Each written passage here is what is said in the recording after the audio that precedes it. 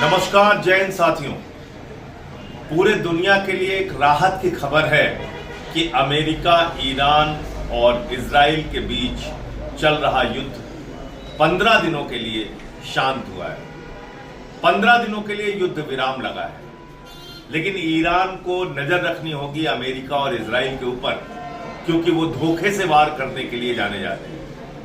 तो क्या 15 दिन के बाद फिर वैसी परिस्थितियां पैदा हो सकती हैं? इसके बारे में ईरान को सावधान रहना चाहिए। दूसरी बात, इस पूरे शांति समझौते में, इस पूरी बातचीत में कौन सा देश उभर के सामने आया जो एक आतंकी देश है, जो अपने देश के अंदर प्रशिक्षण शिविर देता है आतंकवादियों को? पाकिस्तान वो शांति दूत बन गया।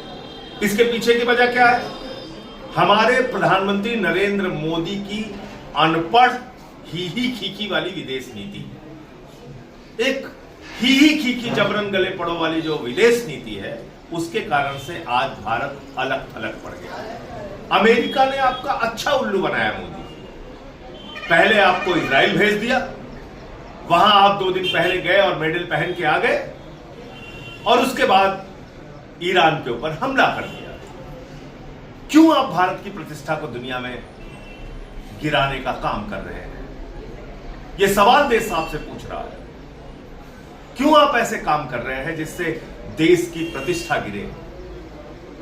हम राष्ट्रपिता महात्मा गांधी के देश हैं, हम महात्मा गौतम बुद्ध के देश हैं, पूरी दुनिया को शांति का संदेश देते हैं, लेकिन अमेरिका ने आपको अपने परंपरागत मित्र ईरान से अलग कर दिया, आपको अपने परंपरागत मित्र रूस से अलग थलग कर दिया और कहा कि आप रूस से तेल नहीं खरीदोगे। आपने उसके सामने घुटने टेक दिए। ये क्यों कर रहे हैं प्रधानमंत्री? ये इसलिए कर रहे हैं कि उनका दोस्त अडानी भ्रष्टाचार के मामले में अमेरिका में फंसा हुआ है। उनके 2 और करीबी एप्स्टीन फाइल्स में फंसे हुए हैं, और इजराइल के माध्यम से हिंदुस्तान में अपने विपक्षी लोगों के ऊपर नजर रखने के लिए, खुफिया जानकारी इकट्ठा करने के लिए पेगासस का इस्तेमाल करते हैं नरेंद्र मोदी।